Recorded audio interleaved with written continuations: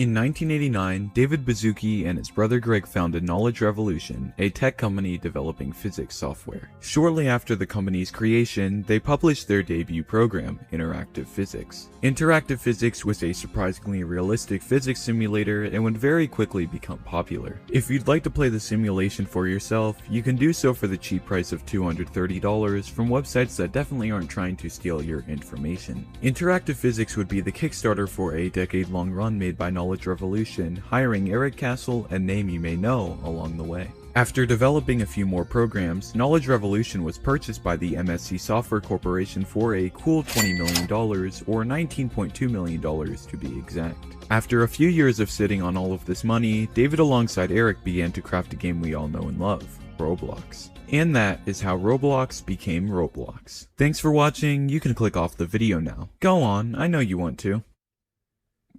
Why are you not clicking off? David Baszucki was born on January 20th, 1963 in Canada. He grew up alongside his younger brother Greg, whose date of birth is unknown. Sometime during his childhood, David's family would relocate to Eden Prairie, Minnesota. Growing up, David enjoyed dirt bikes, science fiction, and go-karts, and as he grew older, he developed an interest in computer programming. During his high school years, David dominated, height-wise and academically, allowing him to be accepted into Stanford University. During David's time at Stanford, he would apprentice under General Motors and would excel there as well, garnering him 2 degrees. David spent 4 years at Stanford, graduating in 1985 with degrees in electrical engineering and computer science. His brother, Greg, graduated from the University of Minnesota in 1988, having a degree in electrical engineering. Despite the high income potential for the two men, they decided not to use their degrees and instead founded Knowledge Revolution on January 1st, 1989. Knowledge Revolution was a company that strived to create programs that were educational and could be used by anyone around the world with a computer. Greg and David would then begin to work on Knowledge Revolution's debut program, Interactive Physics, released on June 19th, 1989 for the Macintosh Plus. You could run various simulations in interactive physics, such as colliding objects with each other or creating a functioning car. While interactive physics paled compared to today's physics simulators, we have to remember that it was 1989 and this kind of software was groundbreaking back then. The program was still fairly complicated, with it being directed at high school students studying physics, but still, it was a massive hit. Knowledge Revolution's debut physics software grew to be used by millions around the world, with David and Greg working hard on getting a follow-up released. In 1992, they released Interactive Physics 2, a new and improved rendition of the previous software. By this point, the success of Knowledge Revolution was so monumental that a full page was written about the company in the newspaper Mac User. As you would imagine, lots of people read this article, and it caught the eye of a then ordinary person named Eric Castle. Eric was intrigued by the article and just so happened to have a knack for coding. He was so intrigued that he actually contacted David to schedule a job interview. He would fly across the country to San Francisco for this interview, showing how determined he was about this job. Luckily for Eric, the job interview wasn't long as he was hired on the spot. David and Eric hit it off instantly and made quite the partnership, with former Knowledge Revolution employee Keith Lucas having this to say about the two. I first met Eric in January 1997. A few friends told me about this cool little company that made physics simulation software for Boeing, Lockheed, and Ford. In a short time, I learned the secret to Knowledge Revolution's success: Dave's audacity of vision coupled with Eric's capacity to deliver. They were optimistic and fast, and no other company I looked at could compete. The work ethic of the two certainly shows, and in 1996, Knowledge Revolution released Working Model. Working Model was another impressive follow-up to Interactive Physics, featuring some 3D elements. Around this time, Knowledge Revolution began to switch their target demographic from high school students to companies like Boeing and Ford. In 1997, Knowledge Revolution hired Keith Lucas, who would eventually become one of Roblox's first employees. By this point, Knowledge Revolution was a very successful company, with their software being used by millions around the world. The company was so prestigious that it was acquired by the MSC Software Corporation for $19.2 million on December 22nd, 1998. On top of this, David, Eric, and Keith would land high-ranking positions at MSC, with David as vice president and general manager, Keith as manager, and Eric with an unknown senior position. And up to this point, things were going very well for David. He had just cashed out big time with his company and secured a high-ranking position at another, making hundreds of thousands per year. While working working under MSC, David released Working Model 4D in 1999, with Knowledge Revolution being renamed to Working Knowledge around this time. David worked at MSC until 2002, when he would leave to start an angel investment firm. In case you don't know what an angel investment firm is, it's essentially a firm that will invest large sums of money in smaller companies in hopes that the companies would go big and make a large profit. One of David's biggest successes with this firm was a website called Friendster, which he invested in 2003.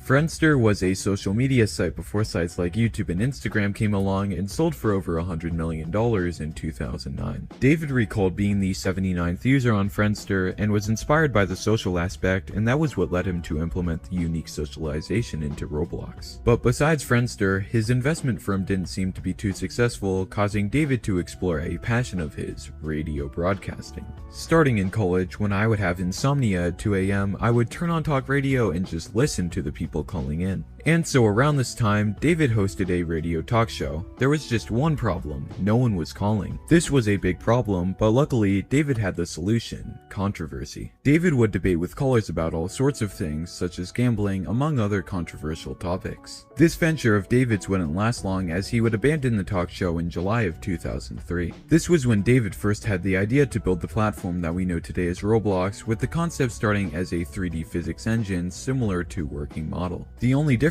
was that this physics engine wasn't supposed to appeal to high school physics students, but rather to gamers. This would be difficult, as David had never developed a video game before. Another problem was that David couldn't make this idea become a reality by himself, and to do so, he would need a partner. Enter Eric, who in 2003 was still maintaining his senior position at MSC, earning a substantial amount of income. Despite having security in his position, he managed to be convinced by David to go and form this idea. And so the two rented an office in Menlo Park, California, and registered a website under the name GoBlocks.com on December 12, 2003. However, David and Eric didn't seem to like this name, and 10 days later, another domain would be registered under the name Dynablocks.com. This is what people consider to be the first ever version of Roblox, but what really made it Roblox was that on January 30th, 2004, David and Eric registered a domain under the name Roblox.com. With it came a colorful looking logo that looked cool, but was soon replaced with a cooler, more futuristic looking one. And with this whole Roblox thing being official now, the Roblox Corporation was officially created on March 10th, 2004, with the company being officially incorporated and trademarked on the 29th. After around a few months of unknown activity, the first users would join the site, mainly admins. The first ever account created on Roblox went under the name admin and was a test account created by David Baszucki. QA was the second account created on Roblox and was a shared account used by Eric and David. David and Eric would create the third and fourth accounts respectively, using their full names. Keith Lucas, who worked alongside David and Eric at Knowledge Revolution, would be Roblox's seventh user, creating his account under the name Keith. The rest of the accounts after that aren't too notable, with some highlights including 7 accounts made under the name Nueva. These accounts were created because students at the Nueva school, located in San Mateo, were invited to playtest Roblox. Elvis Area 51 is the account of Greg Baszucki, who joined in May 2005 as Roblox's 35th user. The reason the account has a funny name is that Greg believes that Elvis Presley is alive and lives in Area 51. That isn't a joke, it's actually what it says on the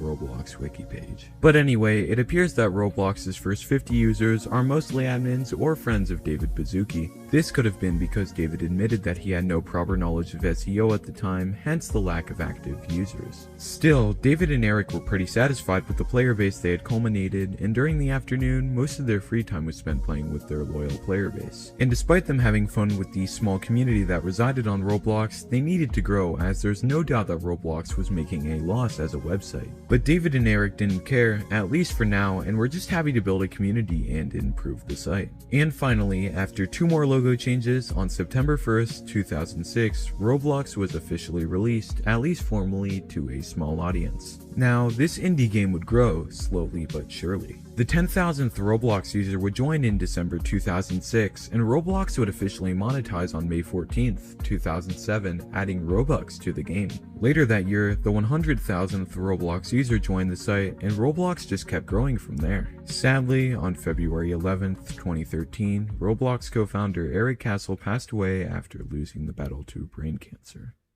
On a high note, as of today, Roblox is one of the biggest video games in the world, boasting over 70 million daily active users globally. The only thing that could foreshadow this massive success is the fact that Roblox is now a corporate company. But that is the story of how Roblox became Roblox. If you enjoyed this video, then like and subscribe if you want to, and I will see all of you in the next video.